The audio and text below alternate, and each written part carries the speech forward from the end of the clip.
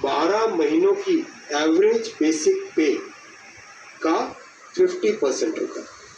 मैं रिपीट कर रहा हूँ, अश्योर्ड पेंशन का जो अमाउंट है that will be the average of basic पे ऑफ 12 months बिफोर सुपर एनुएशन, उसका 50% है। और इस फुल पेंशन के लिए जो क्वालिफाइंग एज रहे, क्वालिफाइंग सर्विस रहेगी, वो रहेगी 25 ईयर्स, यानी 25 वर्ष तक अगर किसी ने काम किया है, सेवा की है, तो उसको फुल पेंशन यानी जो ये अश्योर्ड पेंशन का अमाउंट है वो मिलेगा।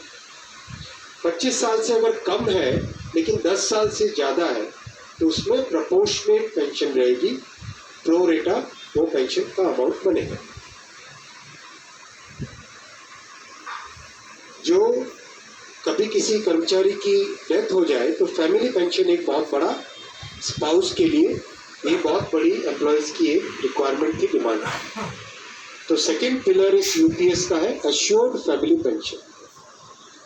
किसी भी कर्मचारी के डिमाइज से पहले, इमीडिएटली पहले जो पेंशन थी अमाउंट का, उसका 60% मिलेगा एम्प्लॉय के, डिसीज्ड एम्प्लॉय के स्पाउस को। ये सेकंड पिलर है। थर्ड पिलर है अश्योर्ड मिनिमम पेंशन।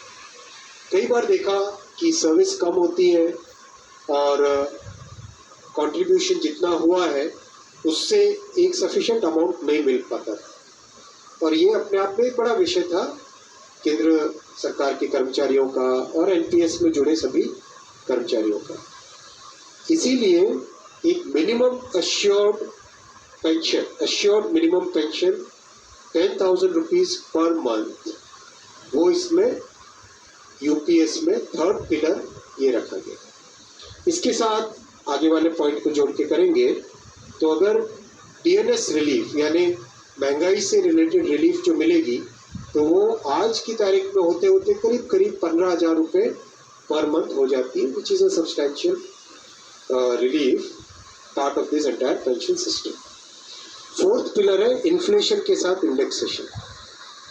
जैसे केंद्र सरकार के एम्प्लॉयज़ के लिए सैलरी में डीएनएस अलाउंस होता है, उसी पैटर्न पे जो इंडेक्स है, सेम इंडेक्स को यूज करके all India consumer price index for industrial workers, इसको यूज करके assured pension, assured family pension और अश्योर्ड मिनिमम पेंशन, इन तीनों के तीनों जो आपने पिछले पेज पे तीनों पिलर्स देखे, assured pension, assured family pension और अश्योर्ड मिनिमम पेंशन, इन तीनों के ऊपर इन्फ्लेशन इंडेक्सेशन डीएनएस रिलीफ के बेसिस पे मिलेगा। डीआर, डीए की जगह डीआर, डीएनएस रिलीफ।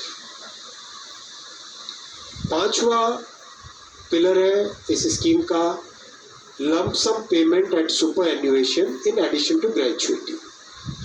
ये एक तरीके से बहुत ही इम्पॉर्टेंट और बहुत ही बड़ी एक रिलीफ मिलेगी। जब सुपर एनुएशन होता है तो उसके बाद में इंसान अपनी लाइफ को प्लानिंग जिस तरह से करना चाहिए तब कई बड़े खर्चे आते हैं, इसलिए ये लंप सम एक अमाउंट तय किया गया।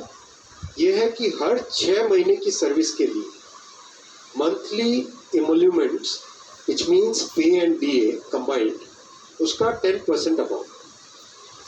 तो ये एक अपने आप में सब्सटैंशियल एक अमाउंट रह जाएगा। जैसे मान लीजिए किसी का 30 इयर्स की सेवा है तो उसमें करीब करीब 6 महीने की सैलरी, फ्लैट्स करेक्ट है, करीब करीब 6, तो उसको 6 महीने की इमोल्यूमेंट्स जो उसकी रहेगी पे प्लस डीए मिला के वो